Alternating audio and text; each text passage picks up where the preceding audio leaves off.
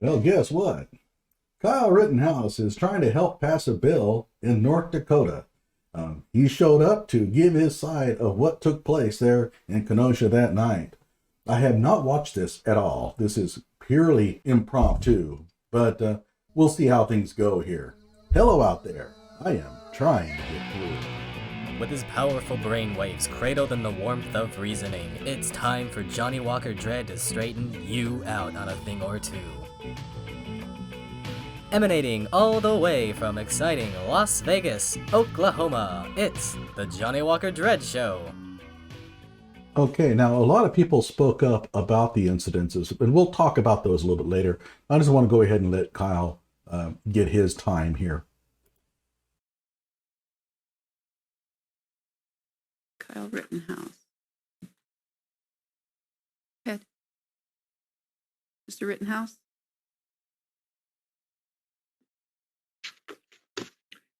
Thank you, Madam Chair.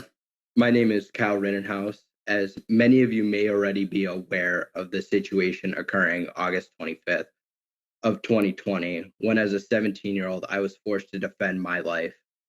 And as a result, I was thrust into a media frenzy and legal battle I was in no way prepared for. I believe we all experienced the craziness of 2020, but allow me a moment to set the stage of what had happened before that fateful day in August that changed my life forever. As the entire world was immersed with the uncertainty, turmoil, and fear of the pandemic, Americans were struggling to pivot and cope with the new impacts of the COVID restrictions that we were having on our jobs, incomes, and businesses and our families. Simultaneously, the media was cultivating a more anti-gun press, but it began to escalate after the Breonna Taylor incident, which happened in March, and then the George Floyd incident, which occurred in May. And the rioting and violence in communities hit a new level around the nation. So when a police incident happened in August of 2020 in my hometown of Kenosha, Wisconsin, involving police officer shooting a young Black man by the name of Jacob Blake in the back 7 times, our normally quiet community erupted into chaos, violence, and riot. I was asked to come in and help guard the parking lot of a local used car lot business with Mr. Black and Mr. Smith. I was protecting this dealership as well as neighboring businesses by putting out fires and providing first aid to those injured when I was viciously attacked. Mr. Rosenbaum was the first person to approach, threaten, and attack me. He had been taunting, provoking, and yelling such things, such as, "If I catch any of you fuckers alone, I'm going to kill you." It wasn't long after that Yeah, Kyle, you could have just not said the F word. This is a legislative chamber. when Mr. Rosenbaum caught me alone. As I was trying to extinguish a car fire, he began to run towards me. He was throwing objects at me. I first attempted to de-escalate the situation. I quickly realized that was volatile, and I fled. Mr. Rosenbaum pursued me, and once he saw I was cornered and had nowhere to run, he confronted me directly Yeah, the anti-Kyles are going to go into conniptions over that one. There was plenty of room for him to run. as he attempted to steal my firearm away from me. It was at this moment that I was forced to defend myself. By blowing his brains out.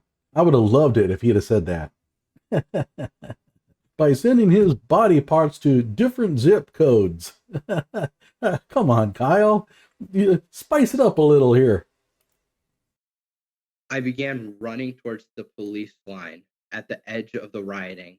As I ran for my life, people from the mob were screaming, "Get him, kill him, cranium that boy." It all happened so fast. But as I continued to run towards help, I was approached by Mr. Grosskreutz, who asked, "Where are you going?" Gage can't get anybody to pronounce his last name correctly. That poor dude. I swear. I replied, "To the police." It was then that I was struck in the head from behind with a skateboard by Mr. Huber. By a real dumbass who brought a skateboard to an AR-15 fight. This could have been a lot more entertaining, everybody.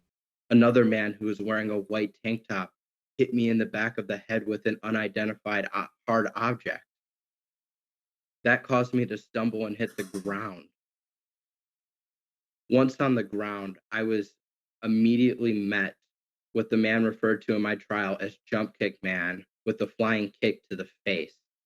Maurice Freeland. I already did a video on him where we got to look at his criminal background.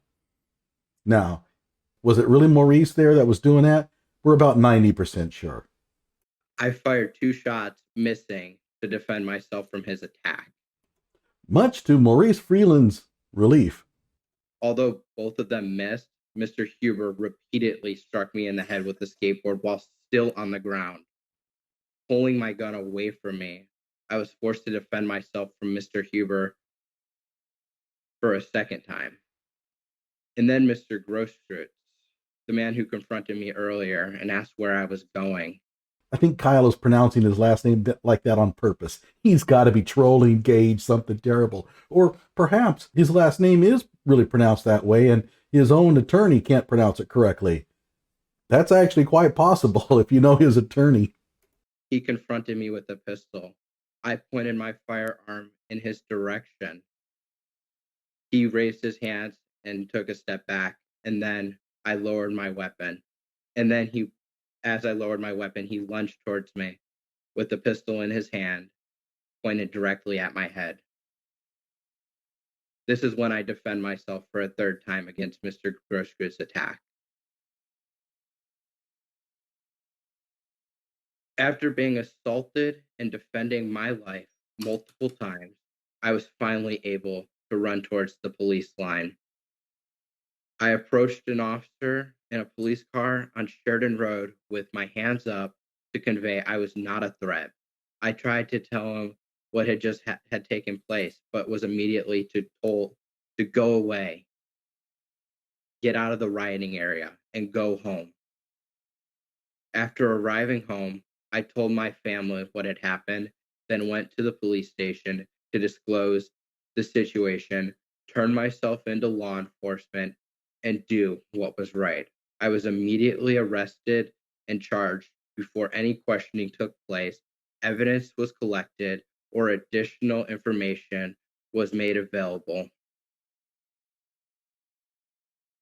I want to acknowledge that my case was thrust into the public eye by the media because of the events that had taken place in the 8 months before this incident, and because of the media exposure, people were made aware of the situation.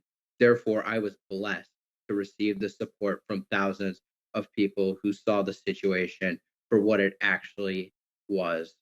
People came to my aid. What he should have said was, I was very thankful that I was blessed by so many people with million-plus subscribers. Not that I'm bitter. In many ways, including financially donating to my legal defense fund. Unfortunately, not everyone has the opportunity to receive this kind of support. Most people who are forced to defend themselves or their loved ones' lives often end up losing their jobs, homes, and livelihoods just trying to further defend themselves through the court process. Personally, for me, it was like being thrown into a nightmare I couldn't wake up from. It literally changed and impacted every aspect of my life. The House Bill 1213 being presented to you was created to protect the innocent who are thrust into violent situations and forced to defend their life or loved ones. The intent behind what is referred to in other states as Kyle's Law is to help the acquitted from losing everything they have worked their entire life for. It would allow their life to be restored as much as possible. In addition to the financial reparation, knowing the liability might also cause the courts and its legal representatives pause and consider the consequences to the state if due diligence isn't taken. If this House bill had been in effect when I was forced to defend myself, it might have prompted the DA to stop and consider the facts before jumping on the anti-gun bandwagon and charging me without having probable cause, evidence and all of the facts first to understand the legal battle that their actions set in place. Without accountability, the courts are allowed to impact the lives of your citizens without recourse. It is my mission to use my personal experience to speak for victims and help evoke change to a broken system that leaves our American citizens as collateral damage in the wake of a court process that has grown numb and desensitized to the humanity of its decisions. Madam Chair and distinguished committee members, I believe you have an opportunity with a vote in favor of HB 1213 to define a law that will identify what I consider to be a checks and balance of fairness, justice, and power on behalf of citizens who have elected you to speak on behalf of those who otherwise have no voice. I ask you to consider that by supporting HB 1213, you are also supporting the God-given rights that were thoughtfully and intentionally identified in the Second Amendment of our Constitution. Rights that I want for you and your loved ones, but also for myself and every citizen in the great state of North Dakota. Thank you for your time today and your support of this critical piece of legislation by voting in favor of House Bill 1213. Any questions, Mr. Rittenhouse? Oh, this ought to get good. Now, I haven't watched this yet, so there may not be any questions at all, but we'll see. There are no questions. Thank you, sir. Oh, come on. Really? No questions? Oh, geez. Damn it. Oh, well. At any rate, I'll go through the comments before he took over the podium there from other people in the chamber and see if there's anything interesting about it. But I just thought I'd go ahead and play this for you so that at least you'd have a chance to listen to him and his side of things.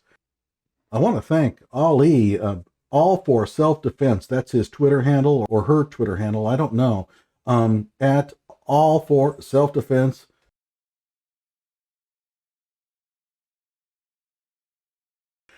Has some great content, very knowledgeable about the whole Kenosha shooting deal.